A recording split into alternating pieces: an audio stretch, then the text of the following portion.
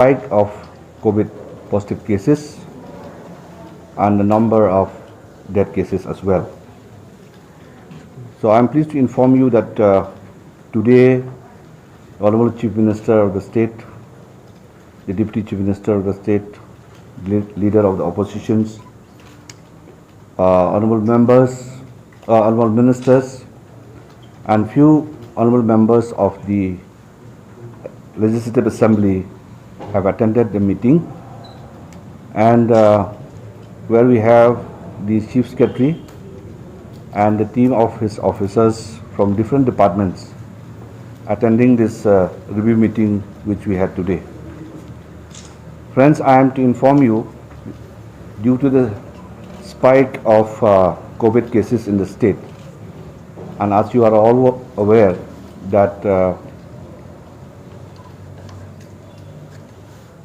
death cases, precious life of the people of the state have been lost in this last few weeks. It is appropriate for us to sit down together as the honorable members of the House to take a collective responsibility as far as the fight on this COVID-19. I'm so happy to inform you that the discussion has been a very fruitful one, and there where we have exchanged our views and opinions, and all the honorable members have participated, keeping in mind their responsibility also as the elected member, that a lot of suggestions, a lot of inputs and a lot of feedbacks have been given to the government. The government has assured that all those suggestions and inputs, feedbacks which have been given have been taken note of, and in order to strengthen the other areas that they have been working in this last few weeks. So from my side, I am to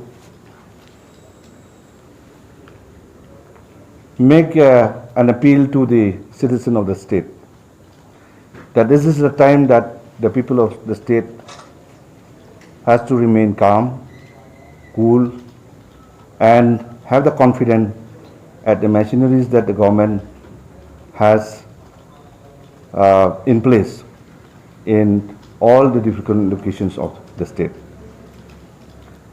I would also suggest that the citizens of the state have to ensure that the vaccinations which needs to be done as advised is the need of the hour, to ensure that we increase the immunity of ourselves in fighting against this COVID-19. Therefore, I look forward that the cooperation and support from the people of the state, like what has happened last year, which was team work that each and every one of us have shown, has really been a success one. So this time again,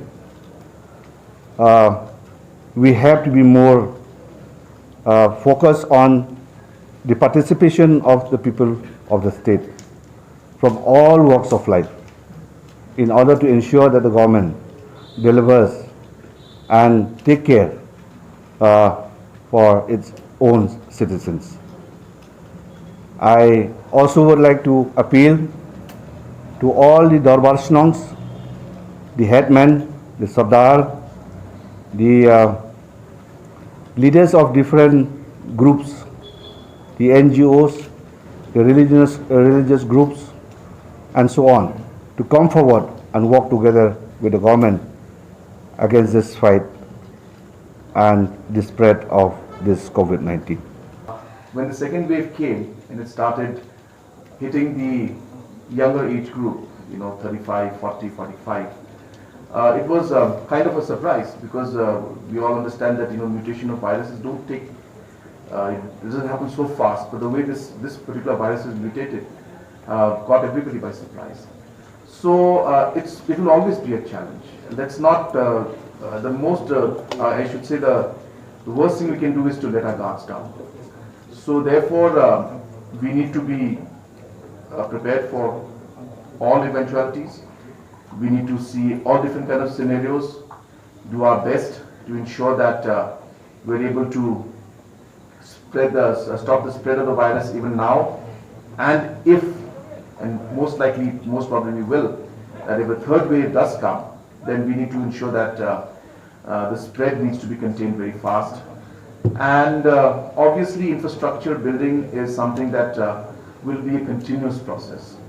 So it will be very important that we continue to do it, but we have to keep in mind that no matter how many beds we get, it will never be enough. It will come a point in time where we may run out of beds. So it's a scenario which one needs to be prepared for, but we will do our best to expand. We have seen, and today we have presented to all the members that in the last 3 weeks to 4 weeks, we have almost doubled our capacity in almost every aspect. So we are moving at war footing on this, and we're creating all different options so that we're able to handle things and manage things in a better manner, even now and even for the future. So we have to be prepared.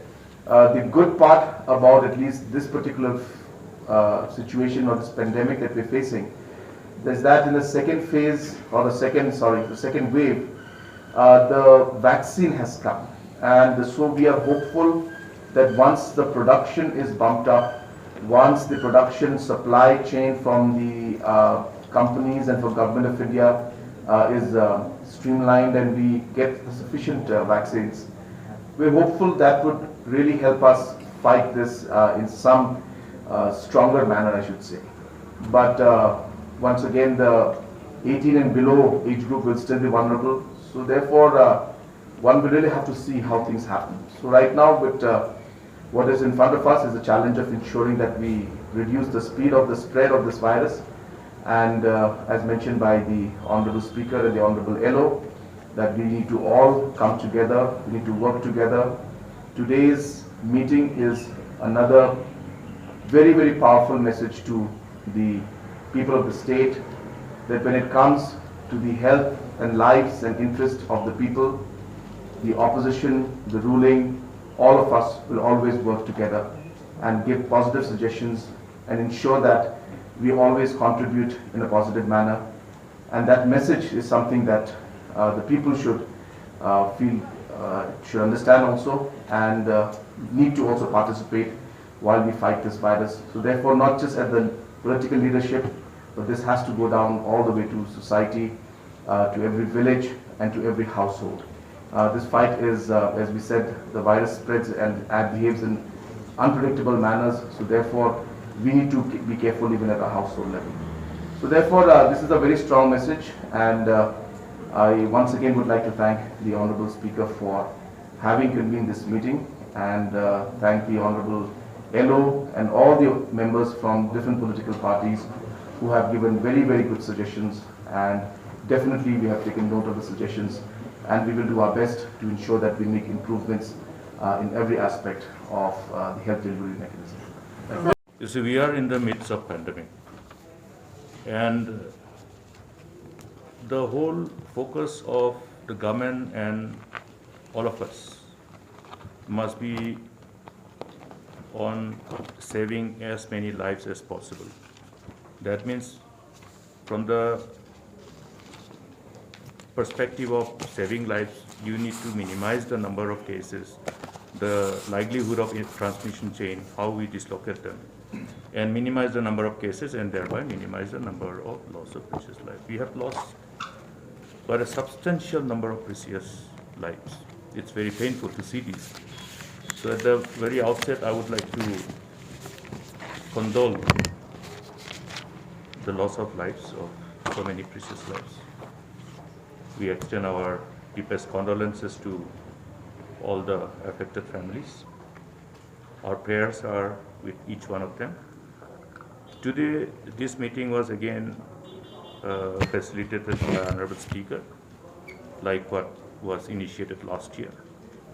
And this meeting has provided a kind of an appropriate platform for all of us, the elected representatives, to be able to engage, discuss, deliberate, and share our ideas to fulfill our purpose as elected representatives. We place our sincere thanks on record to Honorable Speaker for facilitating this meeting where we have this platform. Now, see, it's when we are talking about dealing with a pandemic of this nature against a very highly infectious virus, an unseen enemy, and an enemy about whom we are yet to know more and more. Because in spite of what we have known, the virus continues to mutate. And mutation will continue because that's how virus behaves. Therefore, the need to know about the enemy, and therefore to fight against this enemy, the wherewithal that we need, maybe in the simpler words, the arsenal that we need to build. All these things have been discussed today. And so what is required to be done on a timely basis is the most crucial thing in any war.